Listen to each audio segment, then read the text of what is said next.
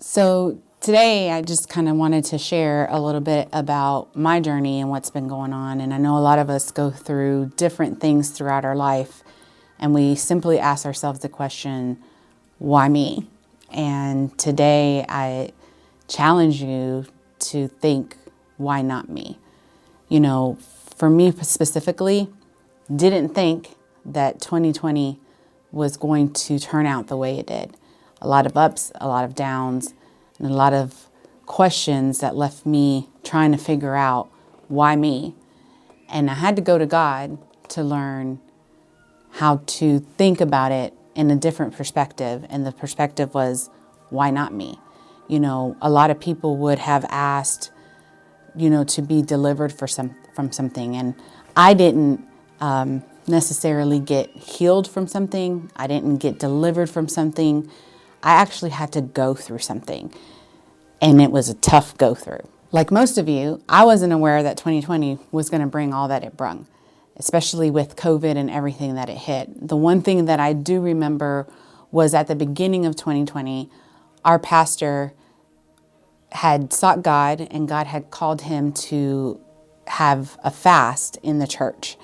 And he asked all the leaders and all the church members to participate in this fast for 30 days with him.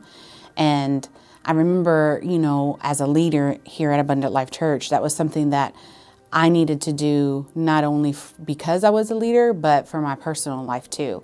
And it was a great time. It stretched me, taught me a bunch of things that I didn't already have a handle on. But then fast forward to the summer of 2020, when the pandemic hit, we were having to have church at home. We weren't able to go out in public, and just different things that the world was going through, we were feeling in a personal level. And I remember several times during that time having to reflect back on what happened on that fast. But I also remember that there was one day when I actually felt something physically happen in my body that wasn't normal and that wasn't okay. And it was a hard pill for me to swallow. I remember I did not talk to anybody about it. I kind of sat with it for a few days and was trying to think what's going to happen next. But something just didn't feel right. And so I remember after a few days calling the doctor and saying, I need to have an appointment as soon as possible. And I remember mentioning it to my husband in passing, but I didn't really want to talk about it. I just said, hey, I scheduled an appointment. This is what I found. And I walked right back out of the room because in my gut, I knew something was seriously wrong. Fast forward to after going to the doctor, right, and having massive amount of tests, intensive tests. I had to have a lot of radiology and biopsies and just different things happening all at once. It felt like a whirlwind. Everything was happening so fast. And I got called back into the office to kind of have a sit-down talk with the doctor. And before the doctor even got the words out, I kind of knew what they were going to say. And they confirmed what most people would think is their worst nightmare, that I had stage 2 invasive carcinoma of the breast. So I had stage 2 breast cancer. And, this was serious. And I remember sitting there in the office. I didn't know what to say. I probably looked like everything was okay. The doctor kept asking me, are you okay? Is there any information that you need? And I just would look at my husband and I smile. I'm like, I'm good. I'm good. Just tell me what's next. And of course, there was a lot that was going to be coming up. There was a lot of decisions that I had to make. And we left that doctor's office and I just kind of felt numb. I didn't know what to do at that very moment. I cried. I was apprehensive. And I think I was crying more of, what is this journey going to look like? How am I going to get over this? How do I tell my family, my friends? And I remember that there was one thing that I knew beyond a shadow of a doubt that I needed to do. And the first thing was I needed to get with my pastors and my elders. And to most people that would be shocking, like, why not talk to your husband? Why not talk to your family first? It wasn't that they weren't going to understand or that they weren't what I needed. But at that moment, I needed somebody that was going to encourage me, lift me up, speak the word of God, and guide me. And I'm just going to be dead honest. I did not have that in my life at that moment. I was really the spiritual giant of our family. And I got myself into a situation where I needed someone to say, it's going to be okay, and we're going to help you. And so the closest people that I knew were my pastors and my elders. And so I called a meeting and asked to meet with them and sit and talk to them. And I remember telling Pastor Terry and Stacy and Shantae what was happening. And we were shedding tears, right? You do when you get the not so good news. And Pastor Terry, I remember him looking at me and telling me to, we're going to be here for you no matter what. We're going to stand beside you. We're going to believe with you. But I need to know what you're going to believe. And smiled. And I thought, what do you mean? I am going to, and I went and said all this. And he came back and said, Bernie, that's great. I know what the Word of God says. But what are you believing for? And that hit me hard. It hit me hard, and it was a hard pill to swallow because I knew what the Word said. I trusted in God. I knew that He was a healer. But now I had to walk this out, and I had to be very careful of how I spoke. And that was one thing Pastor Terry said from the beginning. Not only I need to know what you want us to believe with you, but then your words that come out of your mouth need to line up with that. And I caught myself every time that I was having a conversation with him or saying stuff, just thinking very hard, how am I going to say this and not say the wrong thing? And it wasn't that anything is the wrong thing. I just needed to be very careful that what I spoke at that moment wasn't contradicting to what I was believing God for. And that was a hard journey. That was, he left me with, I'll pray for you right now, but you need to figure this out for yourself. And then come back and tell me what you want and what you're believing for, and I will be right there with you. And it took some time. It wasn't instant. I knew in my gut what I wanted. I was believing God for a miracle, and I was going to get my miracle.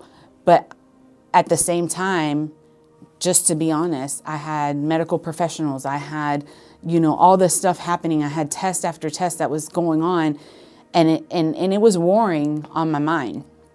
And I just really needed to know, what am I going to believe for?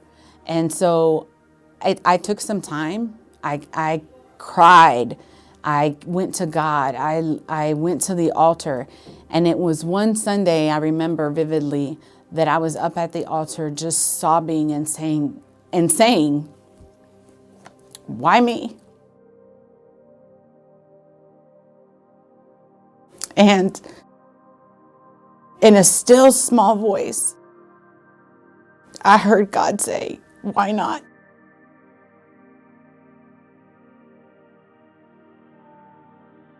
What do you do with that, right? How do you take that when God says, why not you? And I had to swallow real hard.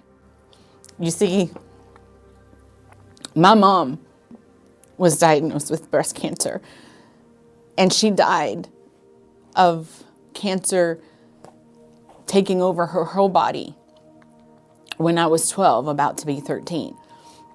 And I didn't have a mom figure growing up when I was younger until Pastor Yvonne stepped up and took that role. She's my cousin in the natural, but she helped me take that role on to be that mom. And so I know what it's like to suffer loss. I know what it's like to go through breast cancer and everything that comes with it.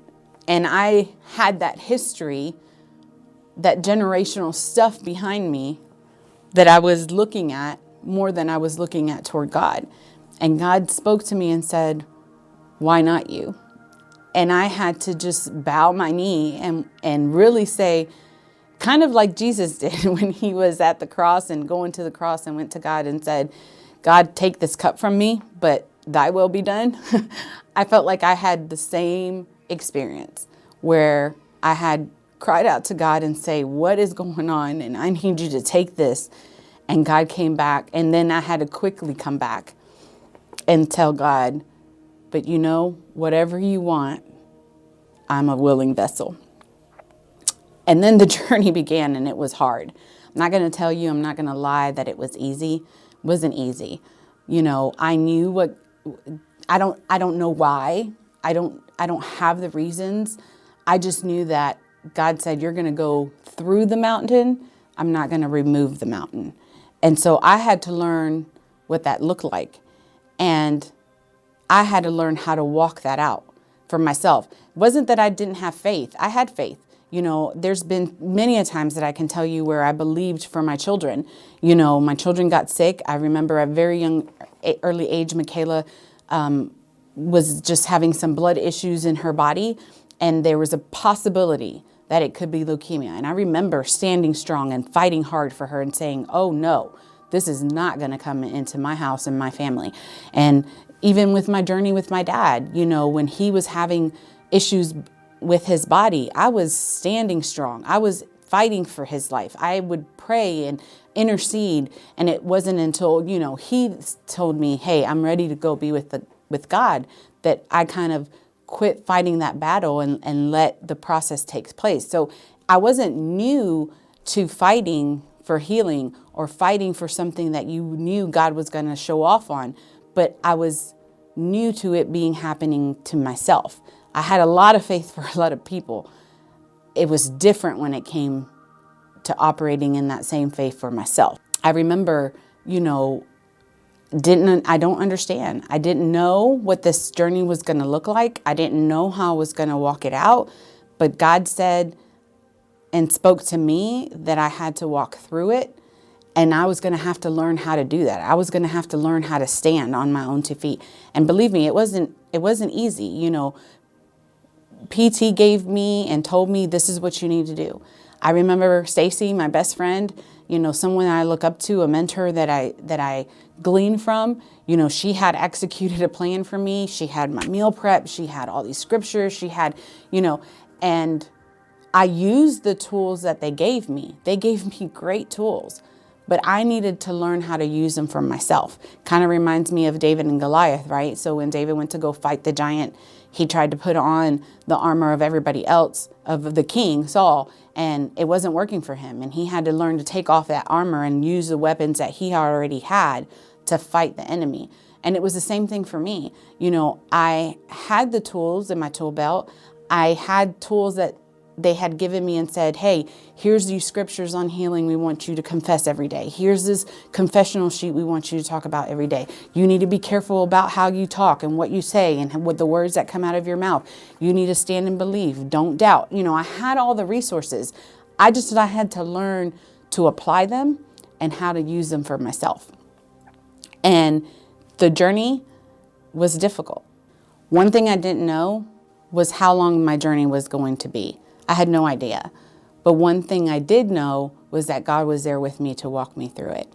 And it was rough. I had to undergo chemo, months of chemo. I lost my hair. I lost weight. I had several blood transfusions. I had IV fluid infusions that I had to go through. It was taking a toll on my body physically. But can you say, but God? Because even though in the natural, it was rough and it was tough, and there were days that all I could do was cry because I couldn't take the pain, God was moving in the background. I have testimony after testimony of God showing off miraculously in my life. One of the greatest testimony is my daughter had a relationship that was toxic. And it was drawing her away from God instead of to God. And that relationship was severed immediately in finding out what was happening in my life and me standing and believing God. My husband, who was in and out of church, was restored and found his way back to the things of God. Another testimony that I have was that I worked through this entire process. Yes, there were several days that I had to take off because of getting chemo and just maybe the day after feeling kind of not so great. But this whole entire time, I had maintained a full-time job. My family in Florida, we got together, started having Bible studies, and some of them started ministering the word where they had never ministered before, and started leaning on God where they hadn't before.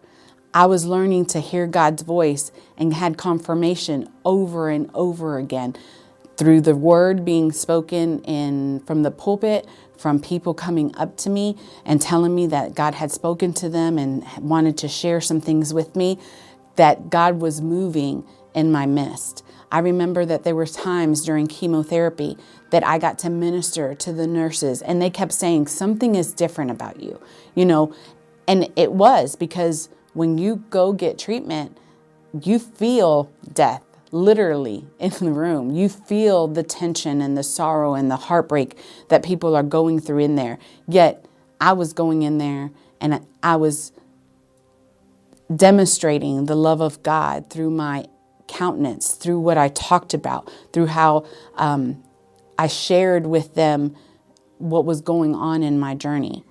There was just so many things that I can't even testify. And one of the greatest ones is I had somebody personally speak to me and give me a prophecy from God that God gave them during their time of prayer.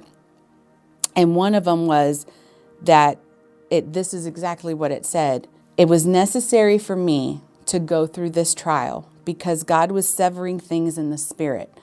God was breaking generational curses so that my children and my children's children, my sister's children, would not go through the same thing. God was breaking a genetic generational curse, and God was stretching my faith in order to break the generational bind to cancer.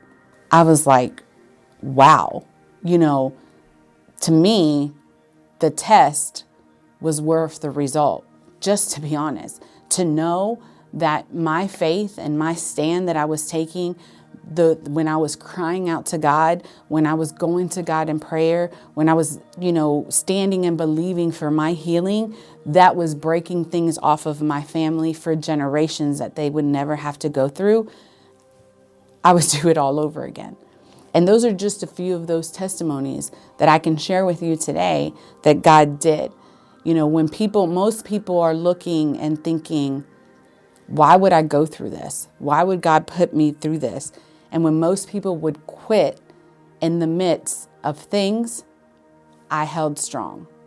When most people would say, hey, I don't know that this is the right thing. I don't understand why God would put this on me. And I'm not saying God will put this on anybody because God didn't put it on me. But it did allow me to grow in my faith. And I could have stopped. I could have received my healing and stopped. It stopped right there and had that testimony. And that would have been an awesome testimony to say God healed me from cancer.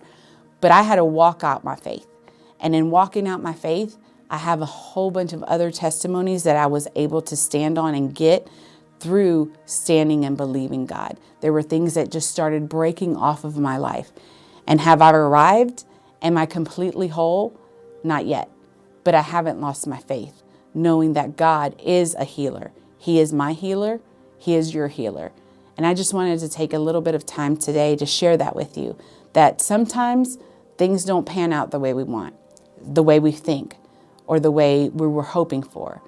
And instead of saying, why me, change and look at it and say, why not me?